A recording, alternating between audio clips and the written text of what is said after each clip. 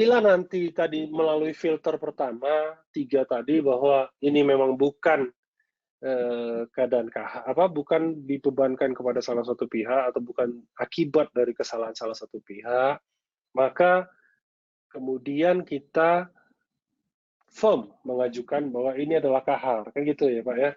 Kita firm mengajukan bahwa ini menengkahar. 3 saringan awal tadi sudah terlewati, bukan salah satu pihak, kemudian tidak bisa diperkirakan sebelumnya, kemudian mengakibatkan kita sulit untuk memenuhi kewajiban kita. Nah, ketika kita tahu tadi itu terjadi dan terdampak, maka yang pertama yang kita lakukan adalah kita mengajukan keadaan kahar tadi. Bagaimana pengajuannya? Itu 14 hari kalender sejak menyadari atau seharusnya menyadari atas kejadian atau terjadinya keadaan kahar.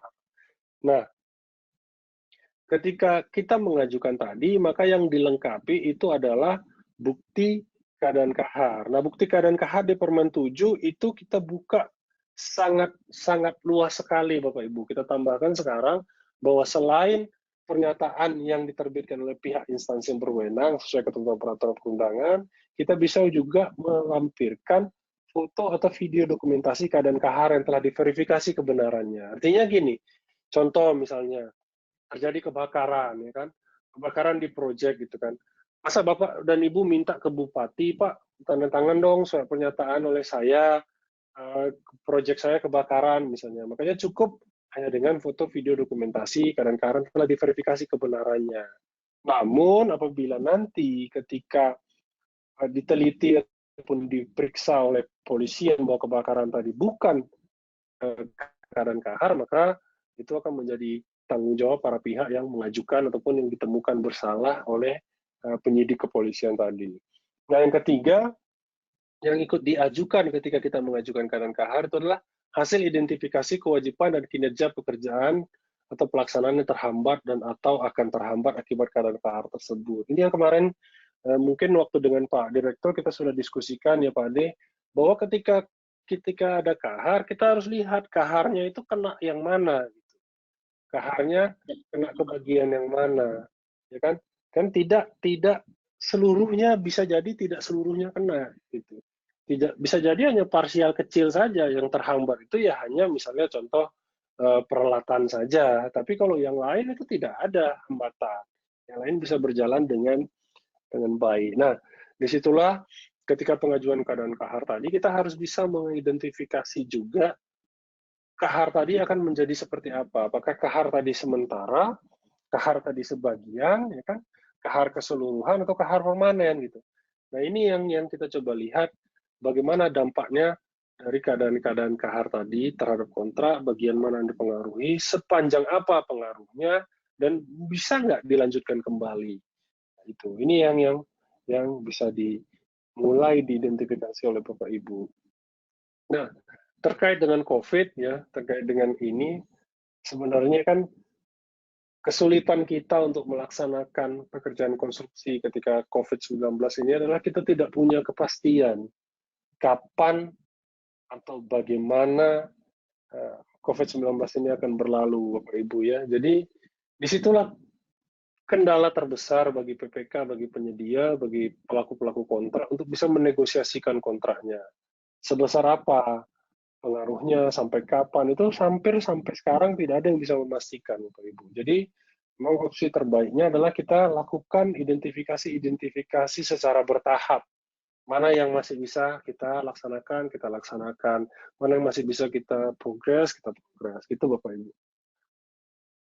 Nah, kalau di Permen 7 2019, kita sudah ada mitigasi-mitigasi yang kita berikan terhadap dampak kejadian kahar itu, yaitu bisa kita mendapatkan mitigasi yaitu berupa kompensasi perpanjangan waktu.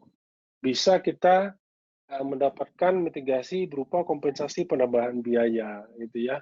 Dan kemudian bisa kita menyatakan bahwa kegagalan kita itu bukan prestasi, karena itu adalah akibat keadaan kahar. Jadi ketika pekerjaan itu terlambat, ya pekerjaan itu tidak dikenakan denda keterlambatan kalau keterlambatannya diakibatkan oleh keadaan kahar, gitu ya Bapak Ibu ya. Jadi perpanjangan waktu itu bisa dilakukan kapan saja, ya kan? Diberikan sebesar waktu yang dapat dibuktikan terhambat akibat keadaan kahar, kemudian dapat melewati tahanan anggaran dan disepakati oleh kedua belah pihak.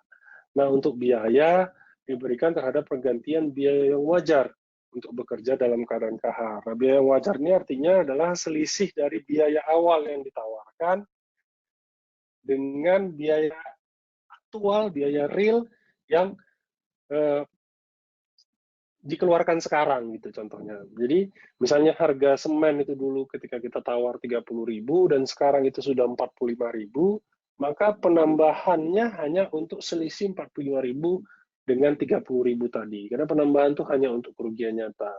Yang ketiga berdasarkan bukti penunjang. Ini yang kemarin berulang kali disampaikan oleh Pak Direktur ya, bahwa kondisi atau era COVID-19 ini bukanlah ajang kita untuk mencari untung, Bapak Ibu ya.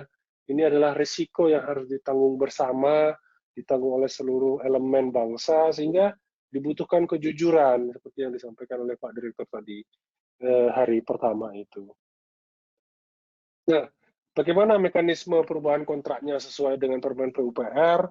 Itu ada pengumpulan data dukung, kemudian ada pengajuan sesuai waktu, negosiasi, berita acara, adendum kontrak, dan kontrak dilanjutkan apabila para pihak tadi sepakat bahwa oh, kita masih bisa lanjut nih dengan adanya kahar ini, gitu ya. Tapi kan kontrak-kontrak yang memang sangat-sangat terpengaruh oleh keadaan kahar ya tentunya tidak bisa dilanjutkan. Coba misalnya Bapak Ibu kontrak pengiriman pengiriman alat misalnya, Bapak Ibu kontrak pengadaan barang misalnya, pengadaan barangnya tidak bisa dilaksanakan ya bagaimana mau melanjutkan kontraknya gitu. Jadi memang harus kita identifikasi mana kontrak yang masih bisa dilanjutkan, mana kontrak yang tidak bisa dilanjutkan. Nah, terkait dengan perubahan-perubahan kontrak yang nanti akan dimungkinkan akibat keadaan kahar tadi ataupun keadaan COVID tadi, itu kita bisa lihat di sini, Bapak Ibu, ada bagian-bagian yang sudah kita merahkan. Ini juga ada inline dengan Inmen 02 2020, yaitu ketika terjadi kendala, maka kita ubah spesifikasi teknis dan atau gambar pekerjaan. Ini bisa kita ubah untuk menyesuaikan spesifikasi teknis yang bisa dilaksanakan. Nah, tapi tadi saya sampaikan juga, mungkin kemarin juga sudah diskusikan bahwa kita mengubah spesifikasi teknis ini jangan ujuk-ujuk seluruh spesifikasi kita ganti, Bapak Ibu. Jadi kita ganti mana yang memang akan dikerjakan dalam 2 bulan atau 3 bulan ke depan.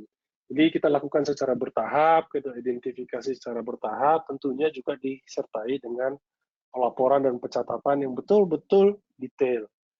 Nah, kemudian perubahan harga kontrak ini hanya menyampaikan bahwa pada prinsipnya harga kontrak tadi boleh disesuaikan, boleh dirubah akibat tadi peristiwa-peristiwa kompensasi yang kita harus akomodir dalam era atau keadaan COVID ini. Kemudian perpanjangan masa pelaksanaan juga itu bisa dilakukan apabila memang terbukti itu adalah keadaan kahar dan paling kurang sama dengan waktu terhentinya kontrak akibat keadaan kahar atau waktu untuk menyelesaikan pekerjaan apabila ada perubahan pekerjaan. Nah, ini kita lihat juga kondisionalnya Bapak Ibu, nanti perubahan masa pelaksanaan Bapak Ibu apakah nanti karena keadaan kahar atau karena Bapak Ibu menyepakati untuk merubah pekerjaan tadi, merubah pekerjaan, contoh mengurangi jenis kegiatan, misalnya mengurangi mengubah jadwal pelaksanaan pekerjaan. Misalnya ini harus kita cermati dan harus kita bisa pilah dengan baik mana yang pelaksanaan ditambah akibat keadaan kahar, mana yang masa pelaksanaan yang ditambah atau diubah akibat adanya perubahan pekerjaan. Bisa jadi ketika nanti kontraknya dioptimasi, waktu masa pelaksanaannya tidak berubah karena berhenti akibat keadaan kaharnya dengan pengurangan waktu akibat pengurangan perubahan pekerjaan tadi sama gitu. Jadi misalnya dia berhenti 2 bulan, tapi karena pekerjaannya kita kurangi, jadi masa pelaksanaan awal dipotong 2 bulan, 2 bulan ditambah, 2 bulan dikurangi, jadi akhirnya tidak berubah masa pelaksanaan. Jadi bisa jadi seperti itu. Oke. Dan terakhir itu adalah perubahan kontrak dan administrasi, misalnya contoh pergantian PPK ataupun perubahan nomor rekening ya. Nah, untuk mekanisme perpanjangan waktu akibat keadaan kahar seperti apa? ini kita berikan global saja bahwa ada tadi surat pernyataan kahar, foto video dokumentasi, kemudian penghentian kontrak kadang-kadang kahar tadi, itu sebaiknya dibahas, disepakati antara PPK dan penyedia, dan bisa dibantu tim peneliti kontrak, peneliti pelaksanaan kontrak. Ini saya nggak tahu Bapak Ibu di APBD seperti apa Mas Adi, apakah di APBD tim peneliti kontrak ini ada gitu ya? Karena terus terang untuk ya Pak. Jarang Pak, jarang ada Pak, jarang dibentuk Pak. Malah tidak ada Ya, sebagian. ya, jadi kita sih kemarin di dalam Permen 7 kita sampaikan bahwa kadang-kadang kan PPK ini kan melakukan perubahan kontrak itu harus dengan apa ya, dengan kemampuan yang mencukupi gitu ya, kemampuan yang memadai ya Bapak Ibu ya. Nah, makanya kita munculkan tim peneliti kontrak untuk membantu dia melakukan pemeriksaan terhadap justifikasi teknis yang nanti dibutuhkan oleh PPK. Nah, kalau misalkan PPK-nya PPK misalnya Kementerian Kesehatan, ya kan, tentunya kan akan sangat dimudahkan ketika dia punya tim peneliti kontrak ataupun panitia peneliti kontrak. Nah, itu ya. Baru kemudian setelah PPK penyedia menyepakati, baru kita meminta persetujuan Kasatker atau KPA, karena KPA dan Kasatker itu adalah penanggung jawab program, penanggung jawab dari paket yang nanti akan dilaksanakan. Program-program yang sudah diatur berdasarkan Rensta ataupun Renja dari institusi. Nah, apabila nanti perpanjangan waktu tadi membutuhkan izin tahun jamak karena dia bergeser beban tahun anggarannya, maka dia harus mendapatkan persetujuan izin tahun jamak terlebih dahulu. Nah, persetujuan izin tahun jamak ini silahkan dibaca di PMK 60 2018 kalau saya tidak salah. Nah, itu ketika nilainya di atas 200 miliar, maka dia harus meminta persetujuan dari Kementerian Keuangan. Sementara ketika persetujuan izin kontrak tahun jamaknya itu di bawah 200 miliar, itu cukup PA-nya sendiri yang memberikan persetujuan izin tahun jamak. Ya, dan kemudian baru setelah persetujuan izin tahun jamak itu, apabila memang nanti lewat tahun anggaran, barulah dilakukan adendum kontrak dan perpanjangan masa pelaksanaan. Seperti itu, Bapak. Jadi, pertama-tama harus ada izin tahun jamaknya dulu kalau kontraknya akan menyeberang menjadi multi-years kontrak. Kemudian ini mekanisme pergantian spesifikasi akibat keadaan kahar, ya kan? Itu satu, material dan peralatan sesuai spesifikasi awal sulit ditemukan. Kemudian ini harus ada bukti pendukungnya, Bapak Ibu, apa yang membuktikan bahwa si material dan spesifikasi awal ini sulit untuk ditemukan. Kemudian yang kedua, pembahasan penelitian dan menyepakati perubahan spesifikasi material dan atau suku cadang ini, dan juga bisa dibantu oleh tim peneliti kontrak. Kemudian yang ketiga, ada juga persetujuan oleh KPA, dan kemudian ketika KPA setuju, maka dilakukan adendum kontrak. Nah, perubahan spesifikasi ini potensi besar akan merubah harga, Bapak Ibu ya. Jadi ketika spesifikasi ini diubah, ya, kemungkinannya harga akan berubah. Nah, bagaimana menegosiasikan harga ini, mau tidak mau ada potensi besar bahwa kita akan mendiskusikan atau menegosiasikan analisa harga satuan pekerjaan untuk mendapatkan berapa sih benarnya perubahan harga yang muncul akibat perubahan spesifikasi tersebut. Jadi ada potensi muncul item baru ya, perubahan spesifikasi, kemudian ada potensi bahwa kita akan menegosiasikan analisa harga satuan pekerjaan yang ditawarkan oleh penyedia untuk mendapatkan harga yang akurat atau harga yang tepat gitu. Nah, ini yang tadi ditanyakan ya Pak ya, terkait dengan biaya SMKK. Nah, di dalam Permen 22 2019 kalau saya tidak salah, itu Permen 21 sorry, Permen 21 2019 itu kan ada biaya SMKK. Nah, paling sedikit mencakup 9 kategori ya Bapak Ibu ya. Sementara di Inmen kita ada menambahkan item-item yang secara prinsip mungkin belum ditawarkan dulu waktu penawaran Bapak Ibu di dokumen penawaran. Contoh misalnya, ini kan belum ada Bapak Ibu ya, pemberian vitamin dan nutrisi tambahan untuk peningkatan imunitas pekerja ini kan belum ada. Pasti belum ada dulu ketika Bapak Ibu menawar kalau berdasarkan Permen 21.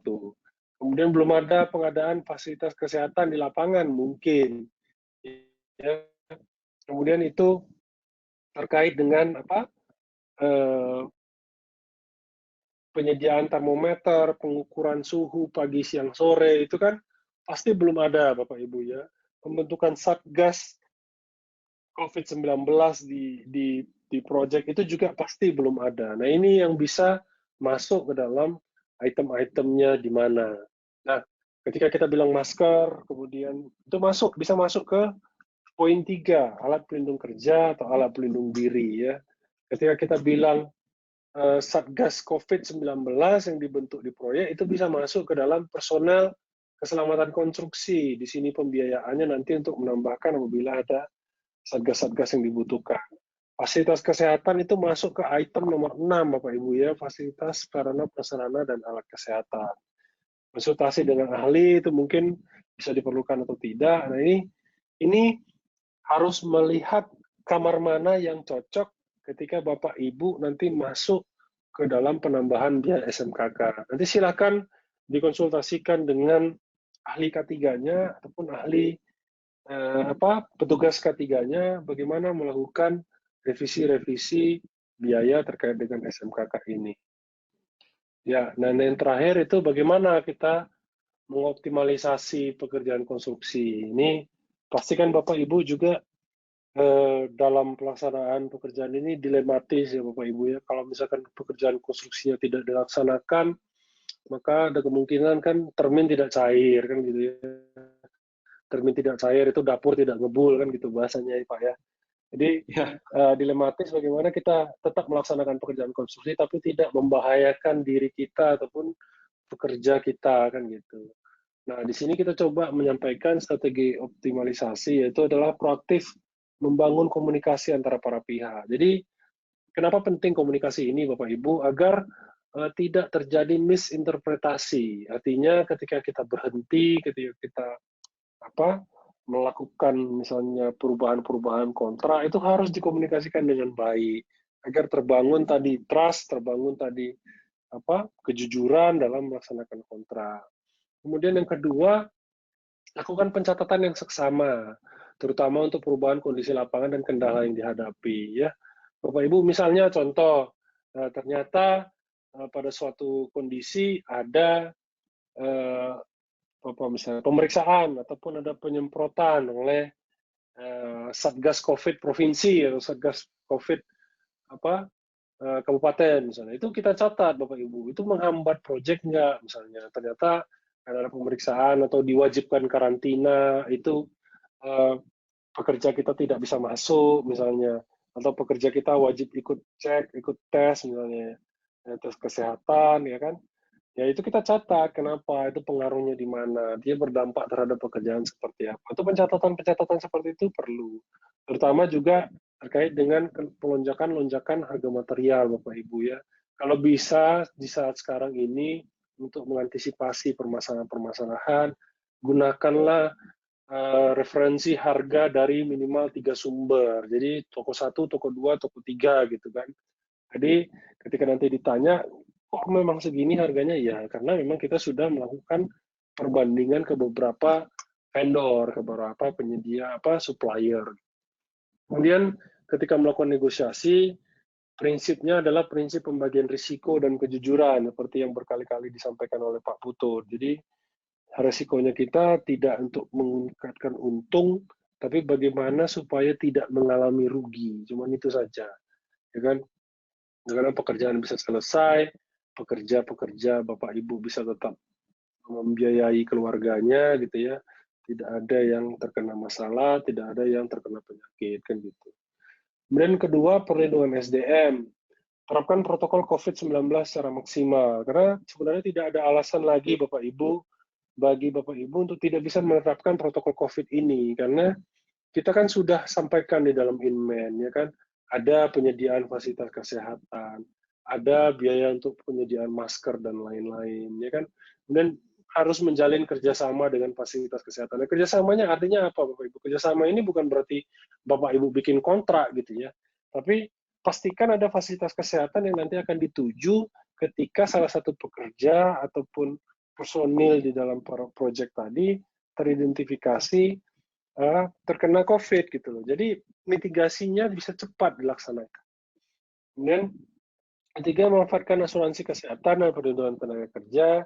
Dan ini yang terakhir itu karantina proyek untuk membatasi potensi penyebaran. Jadi di dalam email juga sudah kita sampaikan ada pembatasan siapa yang boleh keluar masuk dari proyek, gitu kan? Tidak seluruh pekerja itu bebas keluar masuk supaya proyek tadi masih tetap steril. Nah, yang terakhir, optimalisasi yang terakhir adalah readjusting. Nah, readjusting itu ada inisiasi perubahan spesifikasi dan metode kerja untuk menyesuaikan kondisi lapangan, ya kan? Kemudian kita manfaatkan opsi untuk perpanjangan waktu ketika pekerjaan terkendala di lapangan, ya kan? Kemudian yang terakhir itu adalah penyesuaian terhadap biaya pelaksanaan kontrak sebesar pekerjaan yang terdampak atau diperkirakan terdampak. Nah, seperti itu kira-kira Pak Ade yang bisa saya sampaikan pada hari ini. Ya, siap Bapak. Terima kasih Pak atas waktunya Pak, atas sharingnya juga. Sama-sama. Assalamualaikum warahmatullahi wabarakatuh. Selamat sore. Waalaikumsalam. Selamat sore Bapak Ibu semua. Terima kasih.